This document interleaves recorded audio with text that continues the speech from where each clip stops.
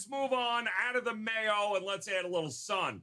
How about the Sun Bowl here as Pittsburgh heading to take on UCLA, Chip Kelly and the boys here. This is going to be December 30th. I'm seeing for UCLA, 54 as a total, and Pat Narduzzi taking the boys. I believe we were just talking about this before the show. Dorian Thompson-Robinson is probably playing, but yet we haven't really heard one way or the other. Nothing definitive, which is always a little bit worrisome at this particular point. But again, it's still a week away. But Narduzzi,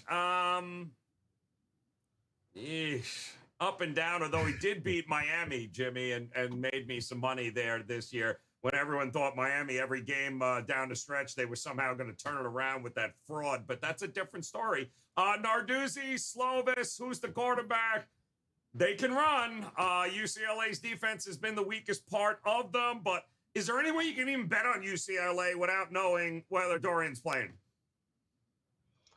No. So opt-outs are kind of the theme of this show, and we got all kinds of questions here. So Keaton Slovis is out. He hits the transfer portal yet again. Yeah. That leaves Pitt with some serious inexperience at the quarterback position. Their two backups have almost no playing time under their belt. They're also without their top running back. So I was kind of ready to fire away on UCLA until word started to leak that Dorian Thompson-Robinson's probably not going to play in this game as he gets ready for the NFL draft. Zach Charbonnet likely out as well, as he does the same thing. So not official, but those are the rumors that I'm hearing. And the line has come crashing down, which tells me that Sharps are thinking along the same lines. And it just goes to show you got to wait till the last minute when you're betting these bowl games with all these players opting out and declaring for the draft, transferring.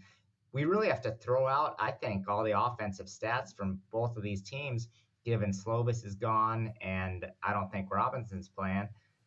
So the only way I can look to this game is the under. That's the only way I can play it, Joe.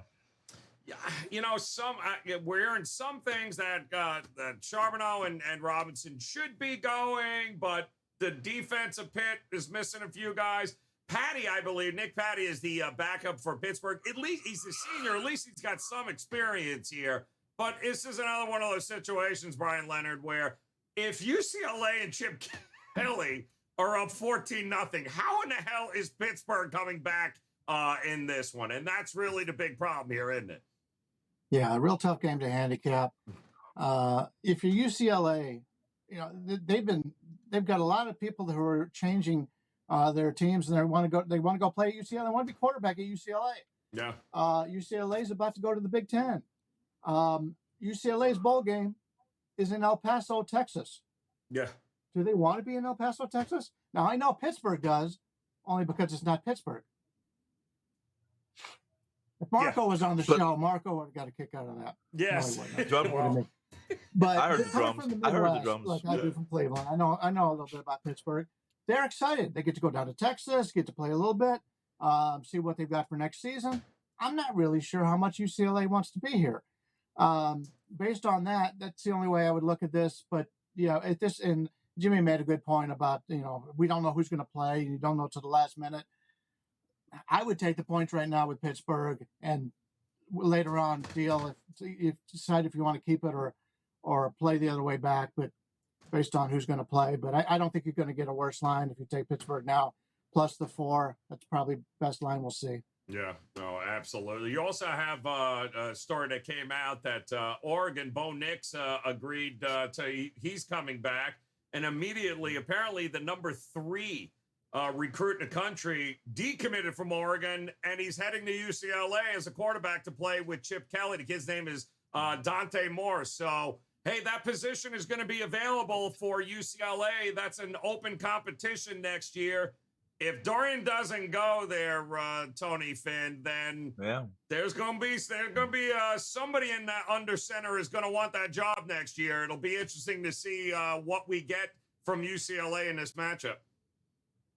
Yeah, one of the things that when you asked before the show, are you locked loaded? There's this part of the Bulls, at least this part of the Bull schedule, had a lot of question marks as far as personnel opting in, opting out, coaches, motivation, et cetera, et cetera. Some of the other ones didn't.